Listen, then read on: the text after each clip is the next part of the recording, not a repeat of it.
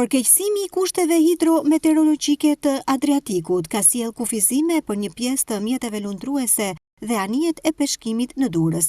Kështu mësohet se është bërë kufizimi i lundrimit të mjeteve të vogla. Anijet e peshkimit nuk kanë dalë për lundrim.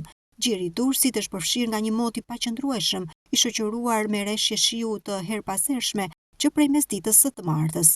Flota e peshkimit është kthyer në port në pritje të përmirësimit të motit në det të hapur. Kapiteneria e portit detar bëri me dije se kjo situatë hidrometeorologjike nuk cënon nga ana tjetër lundrimin e tragedeve që lidhin Durrësin me portet italiane të Barit dhe Ankonas e Anasjeltas. Vetëm anijet e peshkimit dhe ato të tonazhit të ulët dalohen të lundrojnë në këto kushte atmosferike. Autoriteti portual ka kërkuar që të marrë masa sigurie nga subjektet që operojnë në det. Era fryn në drejtim juglindje me një forcë në rritje prej 5 deri në 6 pall në det të hapur.